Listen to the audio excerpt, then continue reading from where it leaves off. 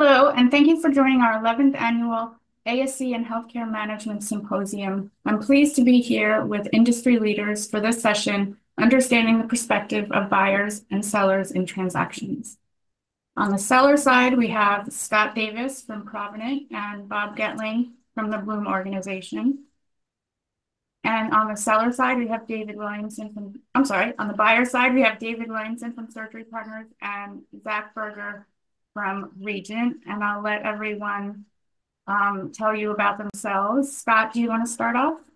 Sure. Thanks for having me, Kim. My name is Scott Davis. I'm the managing director at Provident Healthcare Partners. Been with the firm for just over 10 years. We're headquartered up in Boston, but have offices in New York and Minneapolis and operate nationally wherever the transactions are. As our name suggests, we focus solely on the healthcare sector. I think probably most relevant for today's conversations, the fact that we've done more than 100 physician practice deals in just the past 10 years. We focus on other areas such as post-acute care, behavioral health, pharma services, and a number of other subsectors. But for the most part, we're physician practice bankers these days, and primarily on the sell side, like you alluded to, Kim. And most of our deals are also on the founder-owned and operated side, although we do work with private equity from time to time on their exits as well. So that's us in a nutshell. Thank you, Scott. And Bob, you're up.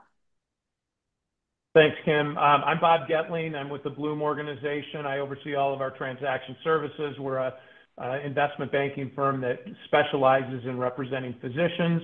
I've been in the doctor business for 30 plus years.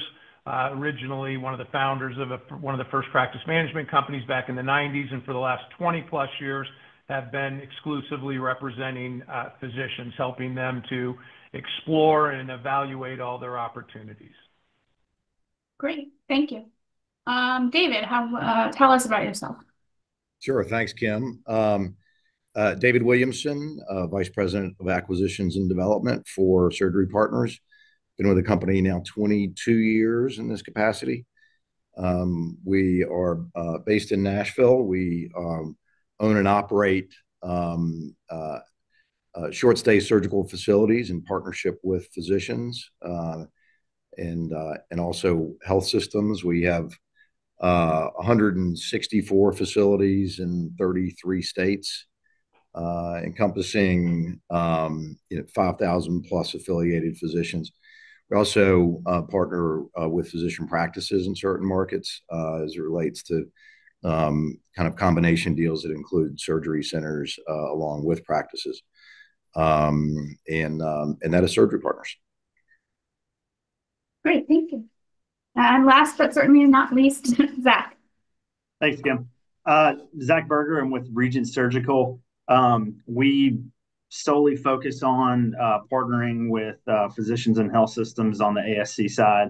I myself have been in the ASC industry for about 17 years, previously with another national company, and with Regent for the past 2 years. So looking forward to this discussion. Thanks for having me. Great. Thank you all for participating, and we look forward to hearing each of your unique perspectives. So I'll just jump right in. I will start with the buy side. So David and Zach, how do you look for acquisition targets? What are the most important factors other than just trying to find a profitable business to buy? Thanks, Kim. We've had long-standing good relationships with brokers and investment bankers through the years, and so I would say a lot of our targets and deal flow come through those relationships and reaching out, and those firms reaching out to us, and then us ultimately getting a book on that potential acquisition. There are also a fair number of end market deals that come to us, and that's either through our operational leadership in current markets, or the recruiting team that we have on the ground in all of our markets that come up with a lead that ends up being a targeted acquisition for us, and sometimes even physicians that will pass on a lead That's the bulk of how we, and we also go to conferences, for sure. We attend and we're involved, in all the conference schedules. But those are the main ways that we identify our acquisition targets. Zach, is that similar to Regent, or do you have a different perspective? Yeah, well, I kind of chuckle at this question because when I first started in ASC business development, I was kind of assigned a mentor, internal mentor, and that was a question I asked. I just said, "Hey, what's the best way to source deals and targets?" And he kind of laughed at me and basically said, "It's not that easy. There's no silver bullet." And so over my years of kind of experience in the ASC business development world, just realized it really comes down to relationships and market knowledge. It's relationships with Bob and Scott, relationships with market leading physicians, relationships with health system leaders, and then the market knowledge piece is just knowing the areas you want to be in, knowing the specialties that you can add the most value in, the businesses where you can bring the most value, and then starting to build relationships with those targets and those physicians. So yeah, I wish there was an easy answer, but then again, what's the old saying? If it was easy, everyone would be doing it. So, but yeah, relationships. And what's the first step you take when you sort of identify a target that you want to start talks with? Yeah, it's immediately trying to figure out if it's a good fit. If you've got a common vision, at some point in the deal cycle, you're gonna hit some wakes or waves, and if you don't have a common vision, and it's not a good fit, it just makes those times a little bit harder. And then some of the transactions that you don't have a ton of those tough conversations, you end up having them after you partner. So it's good to kind of get those out of the way and figure out how you can work together. So yeah, I mean, the important factor and kind of next step there is just really start. Again, it goes back to relationships and starting to build that relationship, trying to build that trust and that mutual respect. Yeah, no, and I agree with Zach on the relationship side. I mean, we very much focus on in-person meetings. COVID was hard for all of us, certainly on the development side of the world, in our buckets, because that's where you really you find out if it's a good fit. Meeting with physician leadership, and it does take committed physician. It does take a match of culture to be able to have a successful partnership on a go forward, because you are going to run into some sunny days and rainy days. And I think, really getting to know the physicians and the leadership and why they're in the position they're in terms of, wanting to bring in a partner, make all the expectations, set on the front end. It really is super important. So, committed physicians and culture, certainly key in the equation. Great. Thank you both. Scott, when a client comes to you and says they want to sell their business practice, ASC, what are your pre-engagement considerations before you sign them up as your client? I wish a lot of people just approached and said they want to sell right away. It's usually a little bit more of a courting process on our end even, but nonetheless, as that happens, it starts with a financial and statistical review of the opportunity. So we get our hands on those financials and statistics that allow us to evaluate what the opportunity is, kind of frame up how they fit within the sector that they operate. And that allows us to be really transparent with them around what we think a process would hold in terms of, the valuation and the types of partners that you could expect to be interested, or if maybe they're not fit for, a transaction in today's market. If, their expectations are X and the results we think are going to be Y, we can be really transparent around that. And that's kind of the more financial, easy thing to walk through. But to the guy's point here, a lot of it is relationship based. So we need to understand what their expectations are. We need to understand one-off considerations like in a broad shareholder group, what, if any, physicians are expecting to retire near close? What physicians are associates to partner track today? What new locations or service lines have opened recently that they're expecting some kind of credit or reimbursement for?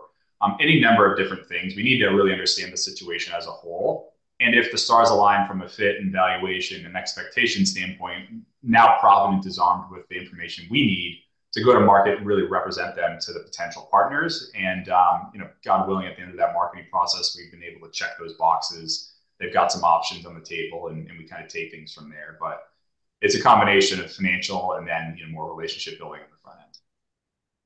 Great. Bob, if you're with us,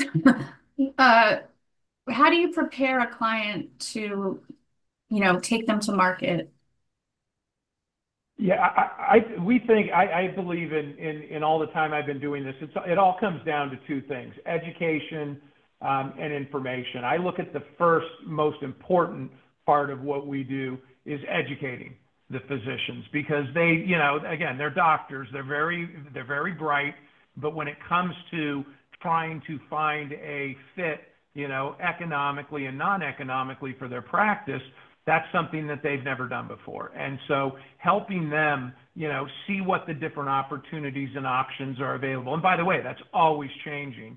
And then information, getting them, they're smart, docs are smart people. And if you get them all the right information and help them to process it correctly, you got the highest, like I always tell them, you have the highest probability of them getting to a decision, whether that's to do a transaction or not, and who to do it with. You have the highest probability that a year later, 2 years later, 5 years later, 10 years later, they're not going to go, oh, gee, I wish I wouldn't have done that. So, our whole focus is pretty much on education and getting the docs the information they need to be able to make decisions. Scott, how do you handle a client with absolutely unrealistic expectations? Because I hear all the time, I'm going to sell my practice for tens of millions of dollars, and it's like a solo practice. How do you sort of gently let them know that they need to readjust?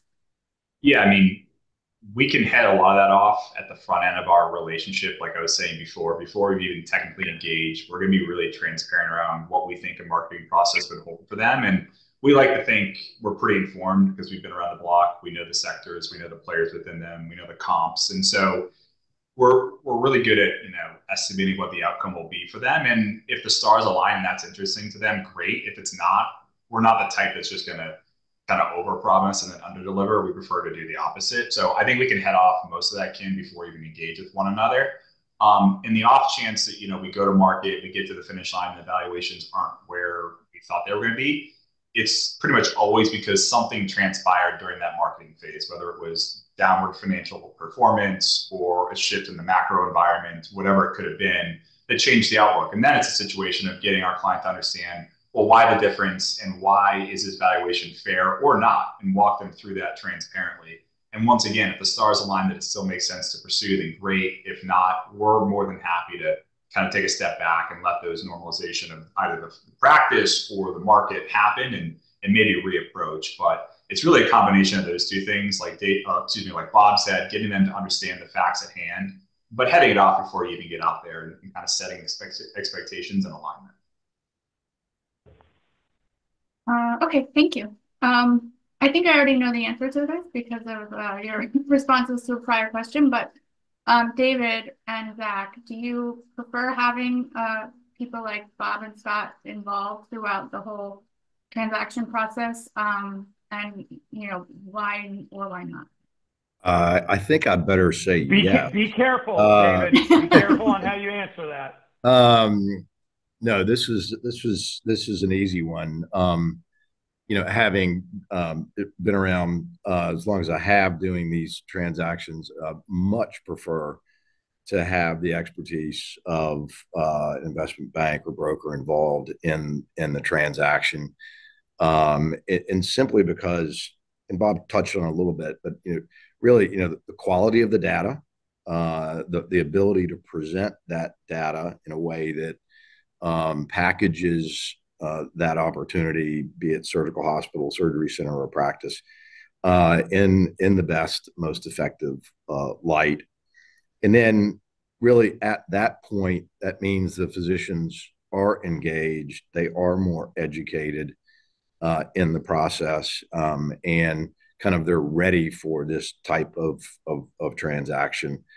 And then really having a guide along the way as it relates to closing the deal it's very important for that broker to be involved to, keep things moving in the positive direction on the rails, towards a closing. So, I've on the opposite side of that, there have been many deals that we have been engaged in through the years that didn't have a broker and went off of the rails, and the physicians that may not have been ready. The information may not have been of the highest quality or the most recent. And that leads towards kind of a negative result. So certainly this is an easy yes for me, guys. Love to have you all involved in these deals. Zach, I'll assume that you feel the same, but let us know if you feel differently. No, I don't know why Bob's staring at me before I start answering this, but no, absolutely. Listen, I think there's a false belief that finding deals without brokers and bankers, you're going to get a better price, and things are your return is going to look better. But at the end of the day, sellers that have representation like Scott and Bob, when they come to the table, the expectations are already set. They not only with price, but also kind of operating agreement and deal terms, which is extremely helpful, because otherwise we become the educators. And when you're sitting across the table from someone who is directly making an offer, there's always some skepticism there until I've mentioned relationship building. While you're building relationships, you're also trying to negotiate a deal. And so, any seller is going to be a little skeptical. And so having Bob and Scott there to say, done hundreds of these, and this is market, and this is what you should expect. And so having those physicians come to the table already with that base level of knowledge, because they've been educated on the front end, is extremely helpful. The maybe the amount you might save on valuation by doing a deal with without a broker or banker, you're gonna kind of spend that by a longer deal cycle, more legal fees, more negotiations and all that. So at the end of the day, we love it when we get to work with Bob and Scott, because the deals just move faster and smoother, and it's just overall a more pleasant experience for not only us but the sellers as well. Right. Okay. Yeah, and that's important. Just to dive in on something that Zach said. I mean, it's super important as you start a relationship to all be on the same page, and building that trust factor really is easier with a broker, or investment banker involved, as that buffer, as that additional support on, hey, this is a good group or a good deal for these reasons. So certainly when you jump the broom and you have a marriage and a partnership, you want to start it off in the best way you can, in the best fashion. And certainly the deals we've done with both Bloom or with Provident, with other brokers, tend to be heading in that in that direction. Great, thank you. Scott, how do you help your clients evaluate potential buyers that you want to market them to?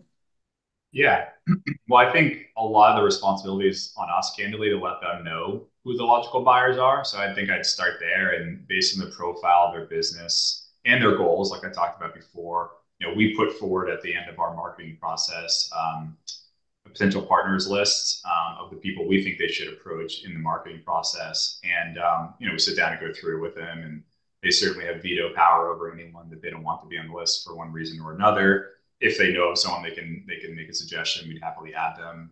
I'd say that's fairly rare, considering we know the players in the space. And particularly on the financial front, I mean, most physicians don't have a reason to know all the different private equity groups that may have an interest in their business. So the onus is really on us from that perspective to make sure we're covering those bases. But it's, like I said, a combination of making sure we know who's got a thesis in their sector, and that their capabilities and expectations in the process are going to align with the partners that we're approaching. So if those things happen, it all works out pretty smoothly. And I would say, our goal, if it makes sense in that given opportunity to present the opportunity to both strategic and financial sponsors, is to come back at the end of the marketing process with exactly that optionality, ideally at a high value, and again, ideally meeting all their criteria from a fit perspective. And at that point, obviously you have really good management presentations and you kind of whittle the field down, but they've got, some great options on the table, because typically we find that shareholders actually learn a lot throughout the process. Some may enter the process thinking, hey, we're a strategic type group all day long, or we're a platform all day long. We hear about that.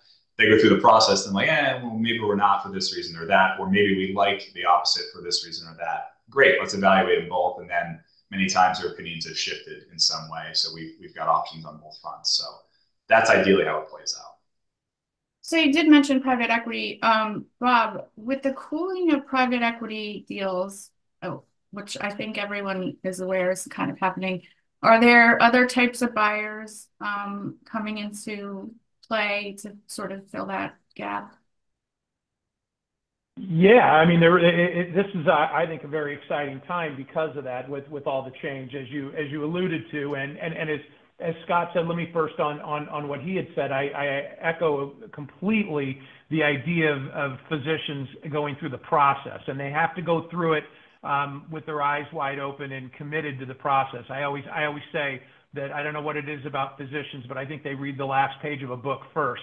And I've always encouraged them to go through the process, because I can't tell you how many times the right answer, if you go through the process, is not what you thought at the beginning. And especially today with, as you just noted there, Kim, the cooling of the private equity market, right? There's been you can find a lot of physicians out there that did private equity deals and are, less than happy now. And so I go out of my way specifically to talk to those docs and find out why. And the common denominator is usually they didn't know something. If I would have known X, that would have changed it. If I would have known Y, I would have, done it this way. And so again, that all goes back to going through the process. But to your question about what's happening now with the cooling of private equity deals, I think it's giving there's an opportunity for different models that haven't been as popular. And for example, one of the models in bigger practices is something called an ESOP, an employee stock ownership plan, which we at Bloom, almost 10 years ago, we became an ESOP. So know quite a bit about that. And I think there's going to be a big, mark my words on this, over the next several years, there are going to be the ESOP entrance into physician practices is going to happen. And the way I explain it, it's a complicated transaction to do, but it has a tremendous amount of economic and non-economic value.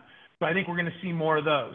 I think we're also going to see what I call the private equity deal without private equity. And what I mean by that is the management services organization model is a great model for physician practices. And we're seeing more and more companies coming up that are physician owned and controlled, not private equity owned and controlled, but physician owned and controlled, utilizing the MSO model. So I think you're going to see more of that. And I think I probably predicted the last several years in doing this conference, Kim, that you're going to see more hybrids. And I really do believe you're going to see more hybrids, which can be private equity platforms with health systems, with insurance companies, with strategics. I think you're going to see a lot more different parties getting together to try to create value. Great, thank you. I'll start with Zach. What's an immediate red flag when you're considering a target before you even get into any diligence? Um, so, I mean, Is it when outside Bob of is representing the seller? it, no, no, no. I'm not gonna fall in that trap, Kim. Outside of obvious red flags like compliance issues, I'd say any business practices or that are just tough to project and forecast in the future. For example, like out of network exposure, that's something that we've been dealing with for a long time. And I'm not saying all out of network business is bad. I'm just saying it's tough to forecast. So, I mean, there's some risk involved there. And I don't even know if I would consider a red flag, but maybe like a yellow flag. That's just something to be aware of on the front end. So, for years that has been one of the the first questions we ask is, do you have a lot of out of network business where you're getting paid more than you would if you had a contract. So right. Having a contract, it's easy to forecast that. But yeah, that's one of the ones that is a little more obvious. David, is that do you have similar experience?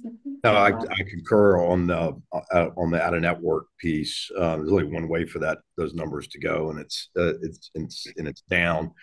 But in general, the red flags.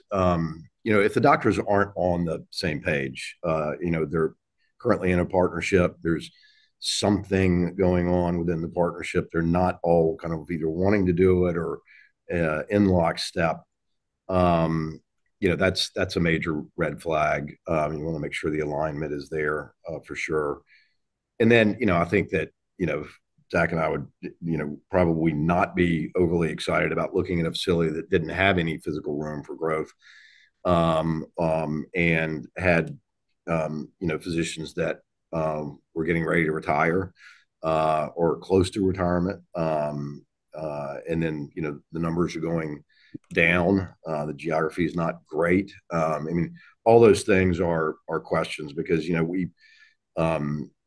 we're not going to get involved with something that we can't, project double-digit growth for. So, all those things that I just mentioned don't add to double-digit growth. So, those would be the immediate red flags before due diligence. Right. And then I'll go back to you, Zach. When you get past all that and you're knee deep in due diligence, what are some things that might come up that you might not be able to get past? Probably because your lawyers are telling you not to, but exactly. We have great lawyers. I mean, it really comes down to when you're going through diligence or the big items, especially sellers that don't have representation that might have a certain view of what their EBITDA is, or what their revenue is, and it's just misstated. In healthcare, we have the difficult jobs of forecasting revenue based on some number that is at times could be very unclear. We've got a great revenue cycle group, but a lot of physicians don't have that expertise that can clearly state revenue with 100% confidence. And so just getting in and finding out that the revenue is overstated by 20% is something that at times those can be pretty tough hurdles. And then I think another thing is finding, and David mentioned this, finding out that upon close, one or two of the doctors is going to be exiting or retiring. And so in a smaller center, I mean, if you have 10 doctors and 2 of them are leaving, I mean, that's a significant change.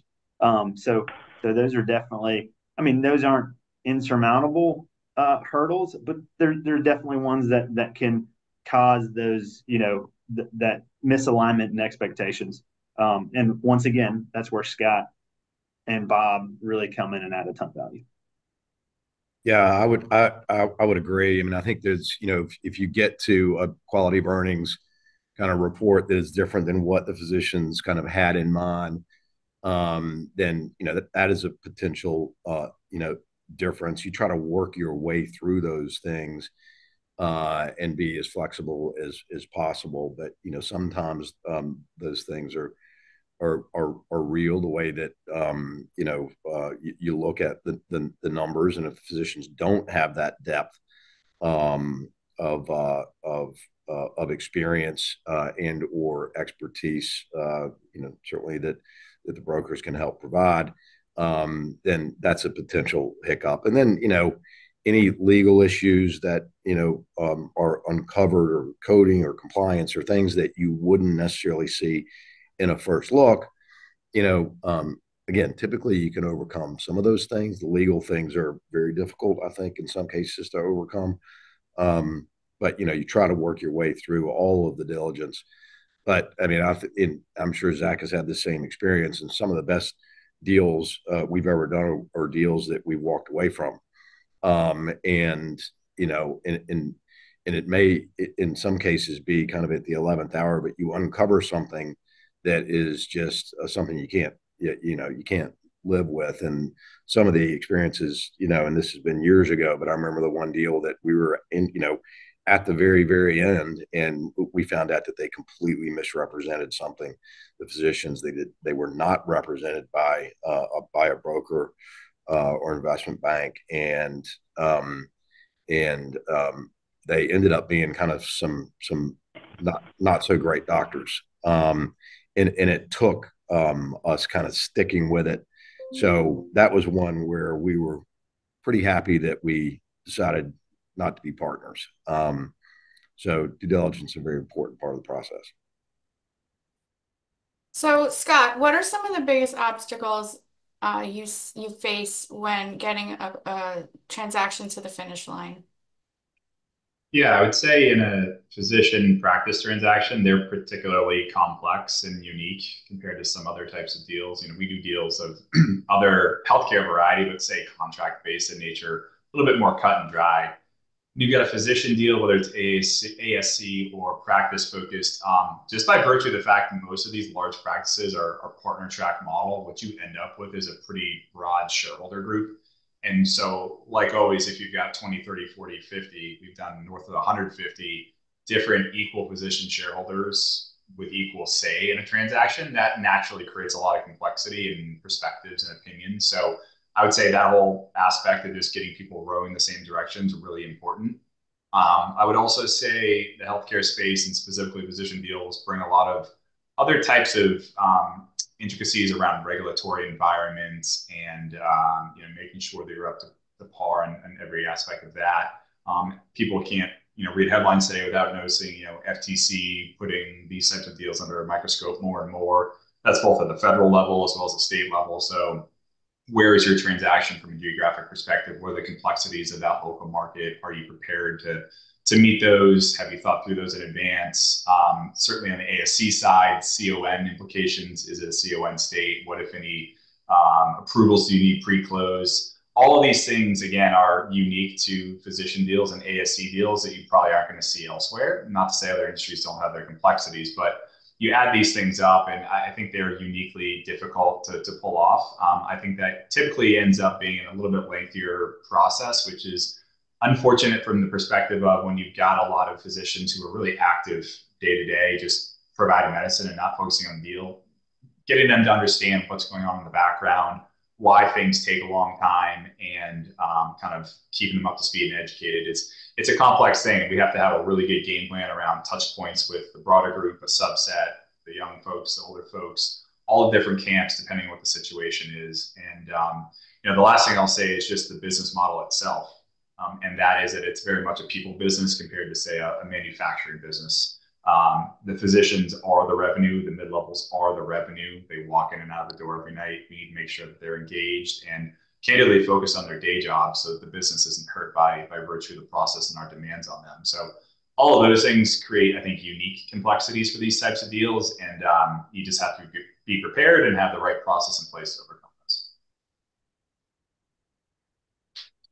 Bob, do you have anything to add there? I mean, I would agree with Scott 100% that doctor practice businesses are completely different than any other business.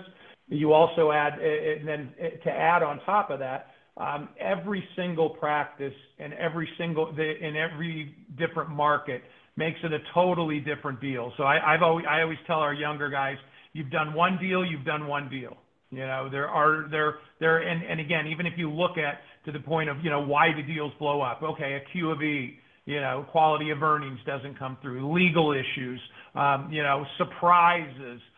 It all comes down to to understanding both sides, understanding exactly what the relationship is supposed to be and what everyone's agreeing to, and then figuring out how to get that done so that there's a fair allocation of risk, both economic and non-economic on both sides. And you know that over the years, that's kind of been our recipe for having a high level of success on getting transactions done. David and Zach and I, maybe this has never happened, but what are some reasons that you regret closing a transaction? Well, yeah, I wish I could say that there aren't any, but that wouldn't be true. It is exceedingly rare for any sort of surgical facility or practice entity to kind of get through, you know, the due diligence process gauntlet and you know, down the line have a situation where you completely regret that decision. But having said that, there is one that has always stood out to me, and this particular physician even fooled the rest of his group, and it was a de novo deal up in the state of Michigan that just ended up being a deal we wish we had not done, and we did unwind that. But it was a bad actor, bad apple physician that you know, had some legal issues, personal issues, and he kind of fooled everyone. So that was one where, you know, we got pretty wise pretty quick. This was earlier on in our company's history. That you know, you really have to go deep in the process to make sure you try to uncover all of that. But that was one that comes to mind. But luckily, that's the only one I could come up with. Zach, do you have any war stories? Yeah, David, I only have one as well. No, just kidding. Someone once told me that if you've never done any bad deals, you just haven't done enough deals, right? That's right. That's exactly right. Now, bad deals are a little bit different than deals you regret. I mean, yeah. the regret thing, the regret word was kind of what led me there. But yeah, go ahead, Zach. No, I totally get it. So what it really comes down to, and I'll give a specific example, but it just at the end of the day, the alignment not being there between the organization and the doctors. This one specific example, on paper, it looked like a perfect deal. It was young doctors, you know, extremely busy, just seemed very, very driven. However, a number of the doctors were not owners, and you know, there was a plan put in place to bring those doctors in as partners. And after the check cleared, and the other thing was, they were asking for us to buy a kind of a larger chunk of equity on the front end. And so, you know, looking back on it, it's like, oh wait, you're not going to have enough skin in the game to continue that drive going forward. And again, looking back on it, a lot of the focus was on the deal terms and not the future strategy. To, you know, whenever we were talking about growth and growing the center, somehow the conversation always came back to you know, what's the check going to be and what are my deal terms. And so this particular deal, as soon as the check's cleared, the production for the main doctors dropped off, you know, off a cliff. And you know, it just continued to be a struggle. So yeah, it's just again, not to be fooled by young busy doctors, and build that relationship so you really understand kind of what their vision is for the future. Because we come into these partnerships as a long-term partner. We're not hoping this goes well for the next 2 or 3 years. We're hoping this goes well for the next 2 or 3 decades. But that was one deal that definitely stung a bit, and fortunately I learned a lot from it early in my career. And similarly, Scott and Bob, what are some of the reasons that you've seen that physicians or sellers are unhappy after a transaction has closed? Yeah, I mean, I think of it as like two primary buckets. One's the financial situation, the other one's more operational. So from the financial side, many times it would be a physician not really recognizing the impact to their personal compensation from pre-close versus post-close. As most people listening probably understand, on the practice side, you're going to create your EBITDA that you're going to trade off of through a comp normalization, reducing your professional collections to some extent. And on the ASC side, you're going to reduce a portion of your distributions that you would have historically gotten. So in either case, you're going to be making less year to year, at least immediately at close, for the benefit of getting a multiple on those earnings, right? So you can rationalize it to yourself by saying, I'm getting X number of years worth of income today at preferred tax treatment. This is why I would work for less going ahead. The amount you work for going ahead should be at or above, industry norm for your industry. But people not really digesting and understanding that on the front end. It gets back to what Bob and I have been saying around education and making sure they really understand what they're getting into.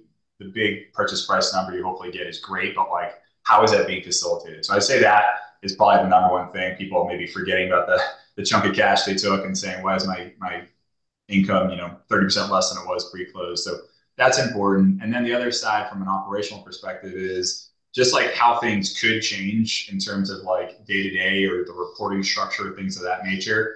And that you can kind of be aware of what's going to happen there just by understanding the documentation you're agreeing to. So the investment bankers and their counsel, Kim and your team, would be walking these positions through in detail, say an operating agreement, like what's the reporting structure, what's your say over certain situations, what's any kind of forfeiture or clawback provisions on your rollover or your cash, if there are any, why are they the case, what are good lever and bad lever provisions in your employment agreement. All these types of things that are candidly a little complex and maybe foreign to a physician, just making sure they understand those. And then I think the last thing that you really can't guard against is, if God forbid the partner you chose just is a bad actor in some way, right? Like there's some level of gray area in all of these documents or even compensation formulas where if someone wants to push a certain way, they could do so.